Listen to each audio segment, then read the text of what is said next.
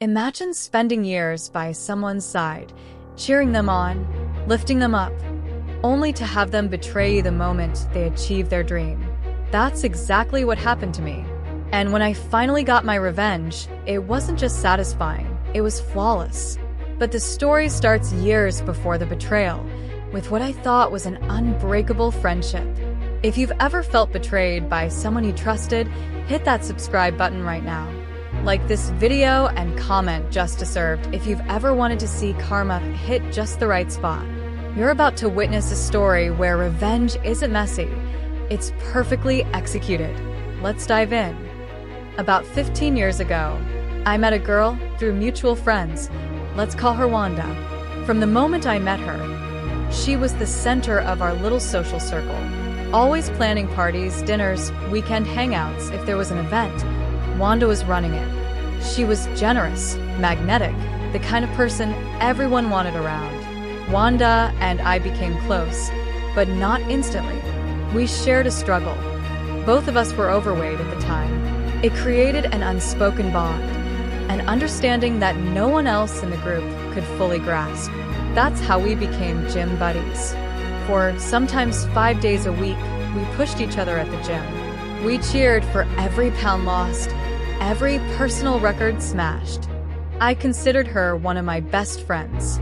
But then something started to shift. While I steadily lost weight, Wanda seemed stuck. She was visibly frustrated, not just with the numbers on the scale, but with herself. And I tried to be supportive, I really did. Until one day, she quietly got lap band surgery. She didn't tell anyone, didn't broadcast it on social media. It was her private decision, and I was proud to support her. And then she changed. The transformation was dramatic. As the pounds came off, Wanda stopped going to the gym with me. Our routine, the thing that had bonded us, dissolved. She began gravitating toward a new group, young, thin, glamorous, and I realized with a sinking feeling that I wasn't part of it. Shopping trips, dinners at fancy places, suddenly, our shared world felt smaller, less important to her. I tried to be happy for her. I really did. But the more I saw her in this new circle, the more cold and critical she became toward me. Small remarks at first, a comment about my clothes, a laugh about my eating habits. Nothing big, just enough to sting, especially because we had been close. Then one day, out of nowhere, she ended the friendship. The reasons she gave were flimsy at best. She said we had grown apart, that our lives were on different paths. But I knew better. I learned through mutual friends that for months, she had been bad-mouthing me behind my back, mocking my appearance, claiming I was jealous of her, laughing at what she called my ugly clothes. I'll admit it, I was crushed. Betrayed by someone I had trusted so deeply, someone I had supported through a major life change. My stomach would twist whenever I thought about how she'd smiled at me, hugged me, told me I was one of her best friends, all the while turning around and talking about me like I was nothing. For weeks, I replayed it in my mind.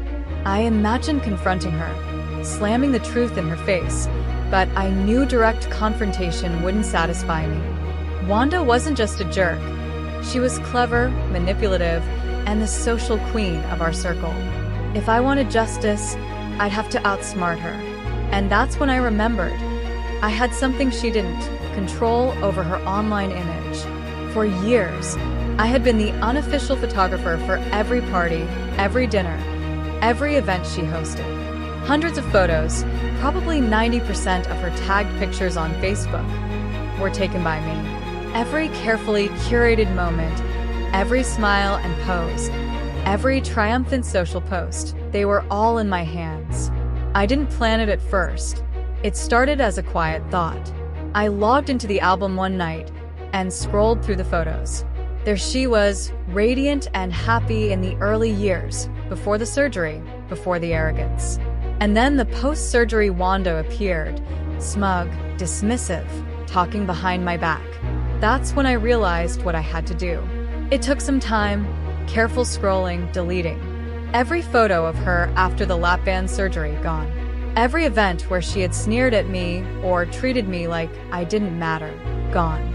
Every social gathering where she had spoken ill of me, acting like she was better than everyone else, vanished. I left the older photos untouched.